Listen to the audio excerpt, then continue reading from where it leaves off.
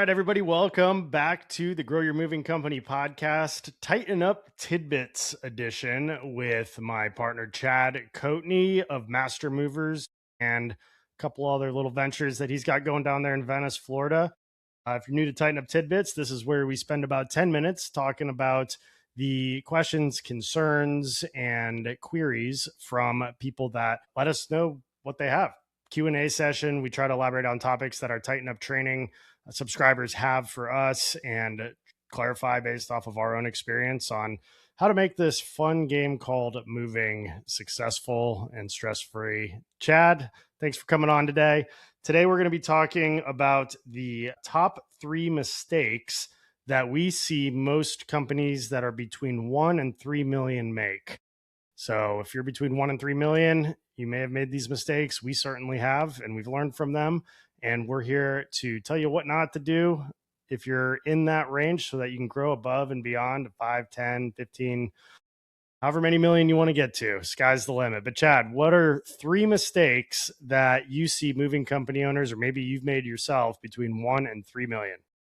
Sure. So this one kind of goes one way or the other. It's either you think you know everything, which if you think you know everything, then there's no room for you to learn anything else, or you just try to figure it all out on your own. Those are the biggest things I think that can slow your growth. I think a lot of these guys, they get to the 1 million, they get to the 2 million, they start puffing their chests out. They think they're all that. They got it all figured out. They just made more money than they ever made before. But that mentality is in turn stunting their growth just because they're not really staying open to learning more. They're thinking kind of they know it all already. They got it all figured out, but there's levels to this game, and each level there's different ways to win. And you got to always be, humble and a sponge and willing to learn. And, and that kind of leads me to the next one, trying to figure it all out on your own. That was me back in the day. Like I didn't really know who to ask for help or if the answers were even out there or where to even look for them. I'm just, I can figure this out. I can figure this out. And that got me 6 years of heartache and pain and suffering.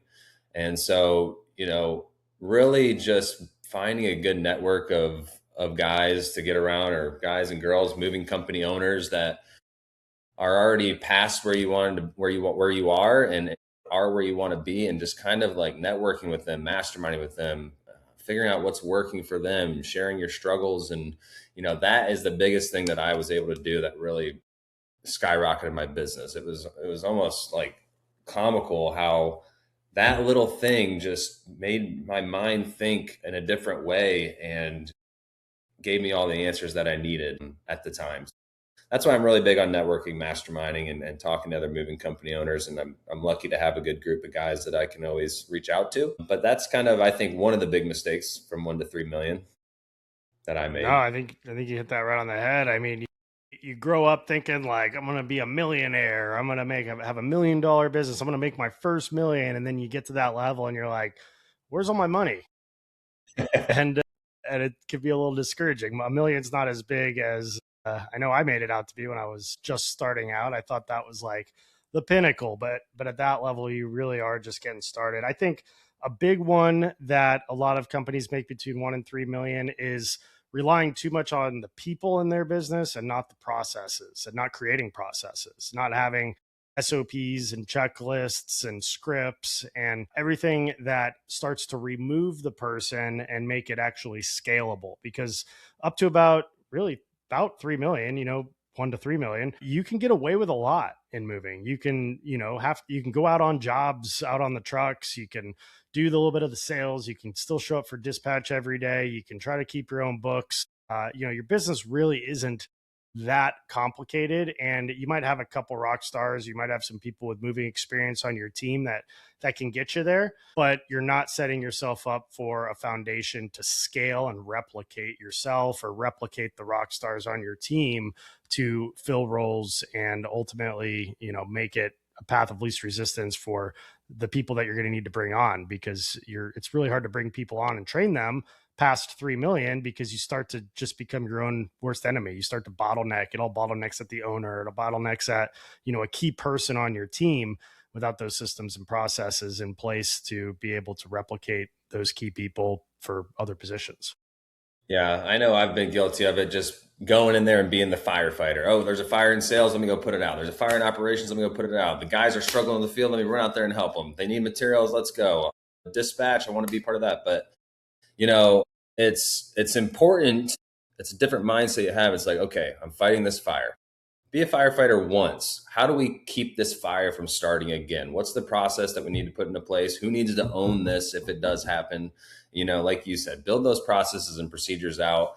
It's more like my job or, my second in command's job. It's more like their job is to empower the leaders to handle these problems so it doesn't work itself up the chain and take our time away. Which, you start doing some math, it's like, okay, what is your time worth? You really, once you figure that out, when you're a $1 to $3 million company, you wouldn't be jumping on the trucks for, $20, $25 an hour wage. So I think knowing your worth, knowing what your time's worth, and protecting that, and making sure that you're always like, when something does happen, you put the safety procedure in place to make sure it doesn't happen again. That's what I would Yeah, say. absolutely. Do you have so that's two. Do you have a third Yeah, mistake? big one. Safety, safety, safety. Not Ooh, taking safety yeah. seriously. And again, I'm sure we all are. It's the last thing we want to freaking think about. We want to make money, make money. We want to keep the trucks rolling, but you know, you start getting too many dings on your driver safety score, and I mean, you start becoming uninsurable, or they raise your rates. Insurance is one of the most expensive, one of the highest expenses we have, and it can get out of hand quick. But without insurance, you can't have a moving company. So you need to take it seriously, and not to mention just like the safety of other people on the road. We are employing guys for 20 to $25 an hour to drive tanks down the road with other people. And things can go bad quickly.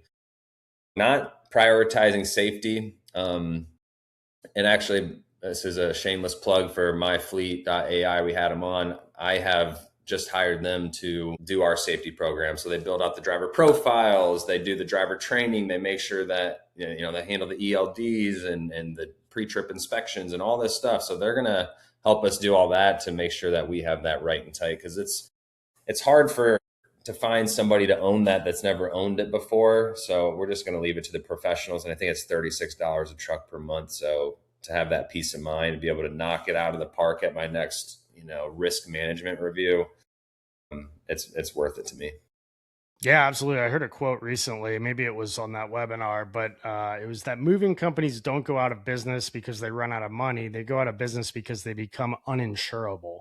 And you have to be able to Mm-hmm. maintain those insurance limits, to get a license in most states, or, a DOT number. And you have to have it to operate on the road.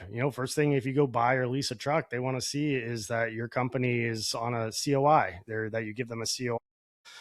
Workers' comp is a really big and expensive insurance policy. And to be legitimate past $3 million, you got to have workers' comp. I think a lot of companies get away with hiring 1099s and calling them 1099s without workers' comp up to that level. But if you're really trying to grow, if you're trying to get in with big contracts, if you're trying to, do the things that take you past 3 million, that is a super important one. And you might be able to get away with unsafe habits and practices and throwing anybody to go drive a truck that has a driver's license without listing them on insurance when you're smaller. But it only takes one accident, one problem for that to become a very big burden that you carry with you for 5 years of lost runs, if you can even maintain the coverage. And you can save tens and tens, if not hundreds of thousands of dollars a year by staying claim free or keeping claims at a very low minimum.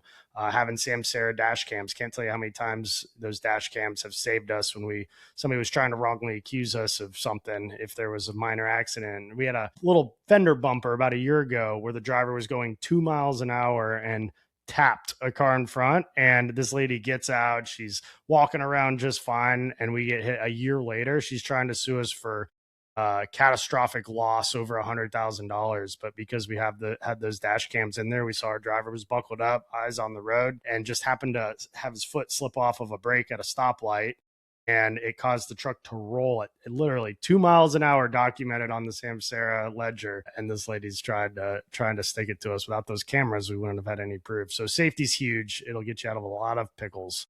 So that's Yeah. three. Yeah, making the money is the easy part. Keeping it's the hard part. Everybody That wants to try to get something for free nowadays. That's absolutely right. And I'll throw in a fourth bonus because we always like to do a little added value. And that's hiring the people that will take you past 3 million.